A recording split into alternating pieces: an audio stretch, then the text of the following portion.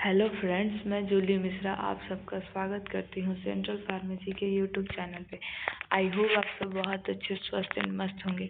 सो आज की इस वीडियो में हम लोग समझने वाले हैं कि डॉक्टर के प्रिस्क्रिप्शन पे लिखे शॉर्ट कोड को कैसे समझें। जैसे डॉक्टर के प्रिस्क्रिप्शन पे कुछ ऐसे DXTXCO OEHRPR करके कुछ शॉर्ट कोड लिखते हैं, उसके नीचे लिखते हैं, ठीक है।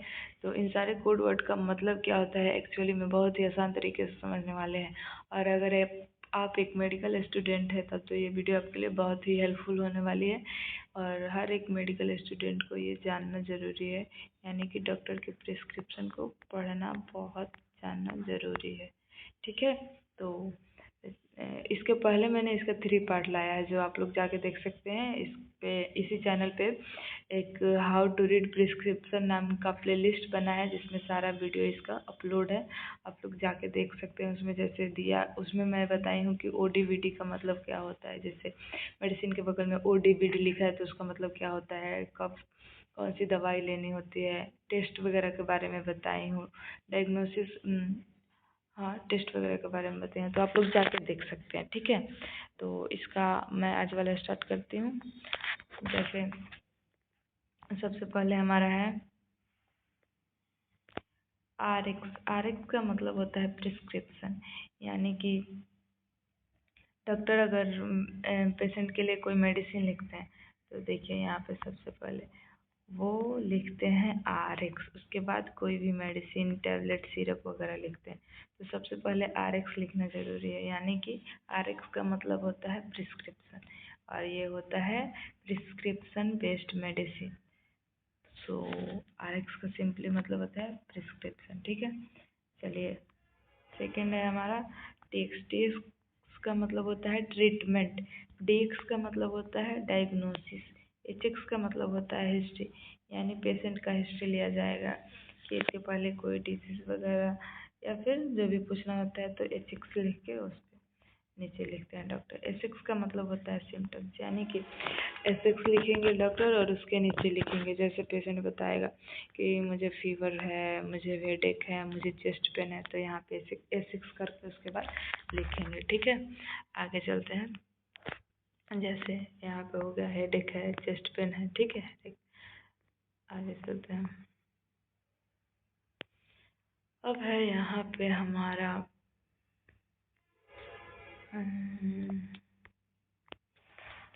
यहाँ पे है PX। PX का मतलब होता है पास्ट हिस्ट्री, वहीं की कोई चिकनगुनिया वगैरह कोई डिजीज़ आपको इसके पहले थी तो ये सब पूछेंगे और लिखेंगे PX करके, ये सब पूछ के लिख देंगे, ठीक है। BX का मतलब होता है बायोप्सी। FX का मतलब होता है फ्रैक्चर, यानी कि कोई पेशेंट आता है तो अगर देखते हैं डॉक्टर कि उनके स्कल में फ्रैक्चर है या फिर क्लेविकल में फ्रैक्चर है या फिर टिबिया वगैरह में फ्रैक्चर है तो वो कर लिखेंगे FX। जैसे FX करके उनके स्कल में फ्रैक्चर है तो FX स्कल ऐसे करके लिख देंगे हिस्ट्री में। फिर अगर मान लीजिए उनके क्लेविकल में फ्रैक्चर है तो FX उसके नीचे क्लेविकल लिख देंगे, ठीक है। ABN का मतलब होता है एबनॉर्मलिटी, मतलब पेशेंट को कोई भी एबनॉर्मलिटी नहीं है। HA का मतलब होता है हेडेक, यानी सर में दर्द, ओके। आगे चलते हैं। NB का मतलब होता है नौजिया एंड वोमिटिंग, यानी कि जी मचलना एंड उल्टी दोनों एक साथ होना, तो इसको शॉर्ट में NB बोलते हैं।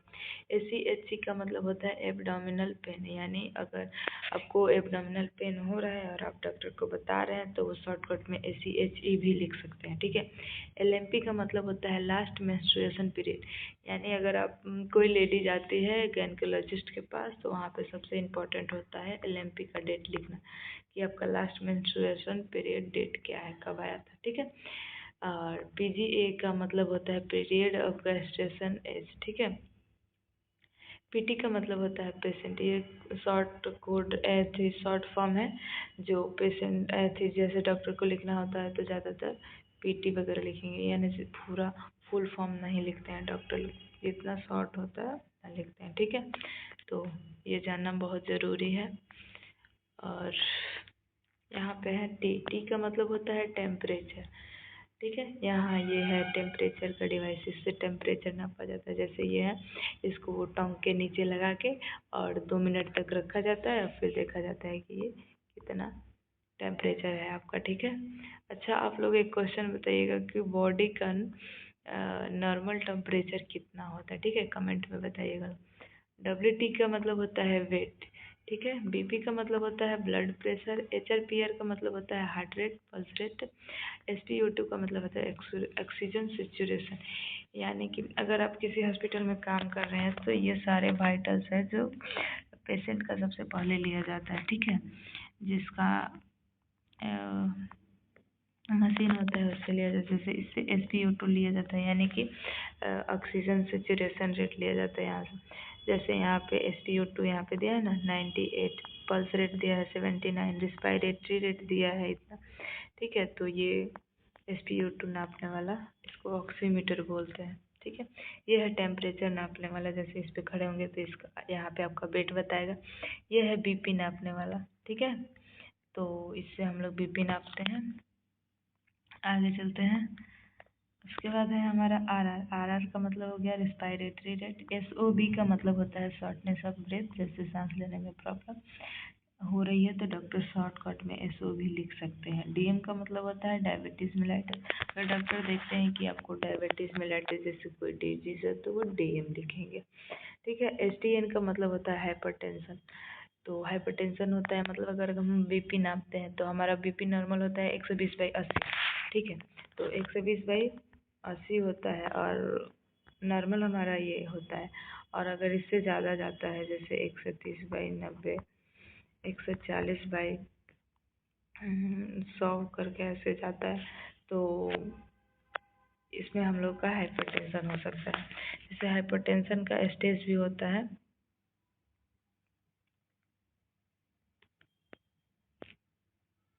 और यहाँ पे ठीक है।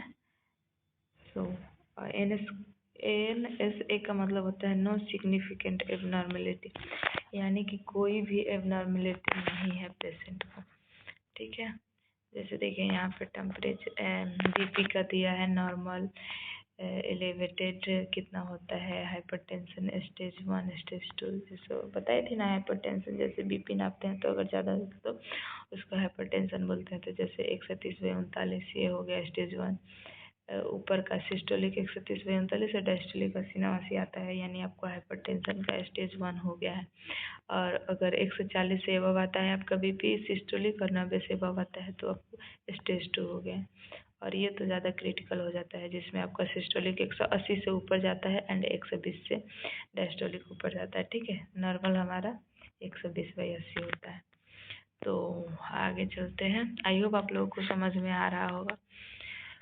चलिए, CO का मतलब होता है कंप्लेंट ऑफ, यानी कि अगर कोई पेशेंट आता है तो डॉक्टर से क्या क्या कंप्लेंट करता है, तो डॉक्टर ऐसे CO करके उसको नीचे लिखेंगे। जैसे बोलेगा कि सर हमको चलते समय चक्कर आ रहा है, या फिर फीवर है, या फिर नोजिया वोमिटिंग जैसी हो रही है, उल्टी हो रही है, जी मचल रहा है, तो वो ऐसे करके उसके नीचे जो भी होगा लिखेंगे।